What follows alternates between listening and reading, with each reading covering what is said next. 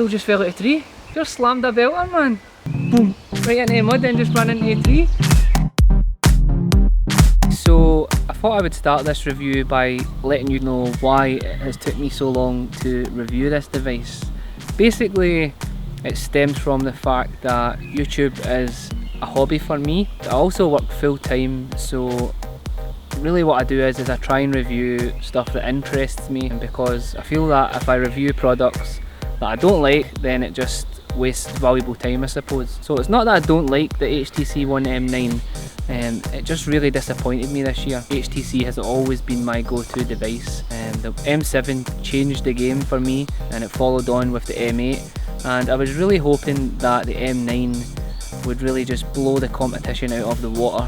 But obviously we had the S6, and I said 6, not sex, and it really made the HTC look pretty bad. And I'm not talking about the screen by any means, I'm just talking about overall packages. Fucking ninja squirrel, man. Okay, so the first good point that we'll talk about, and these are in no particular order, is obviously the build quality. Obviously everyone knows that HTC really know how to create awesome looking phones, and there is no exception when it comes to the M9. It is very similar to the design of the M8, but this time round we don't have a unibody, and we actually have a few pieces of metal that actually join together. And this creates a nice lip around the edges, well actually around the whole phone. It makes it a little easier to hold in the hand, and although it is still slippery, it's not as slippery as the HTC One M8, although if I was you, I would definitely probably pick up a case or a skin, due to the fact that the back is very shiny and it could be easily dropped.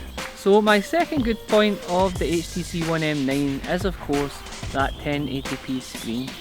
I know a lot of phones now have those Quad HD screens and they do look lovely, but let's face it, this screen does look awesome. 1080p is not really a huge deal breaker for me.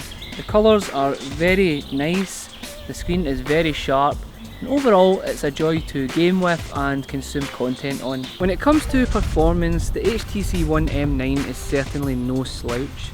It packs a Snapdragon 810 processor and has 3GB of RAM. Completing daily tasks is no issue at all, and consuming media and gaming is an absolute pleasure. It flies through every single thing that you throw at it. So software wise, it is running Android version 5.0.2 and obviously has the Sense 7 overlay. It has many awesome tweaks that are actually useful, and one of my favourites of those is of course the theme engine. This allows you to easily theme your HTC phone, and theming is no trouble at all. Sense is probably still one of my favourite skins, although I must say that I definitely prefer stock Android over any skin out there. Okay, so now that I have discussed all the points that I like, I'm going to discuss the parts that I don't like about the One M9. So there's not really a load of them, thankfully, but one thing that really annoys me is the button placement, especially this power button. It's just so low and feels so awkward when you're pressing it, and even although it's textured, I still find myself pressing the volume down button instead of the power button. So on to my main gripe about the HTC One M9, and that is of course the camera. So the HTC One M8 released, it had the wonderful handset, and the only failing it had was that ultra megapixel camera on the rear.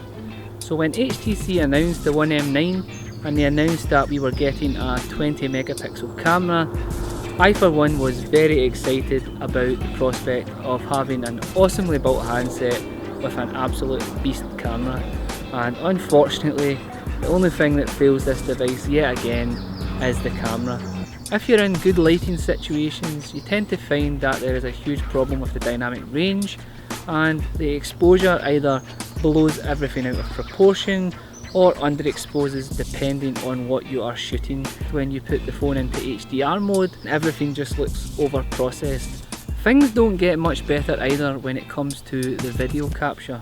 So this is take 27, or maybe 28. I've lost count of how many takes we're on now. Okay, so we're on like take 30 now, maybe 32. can't remember.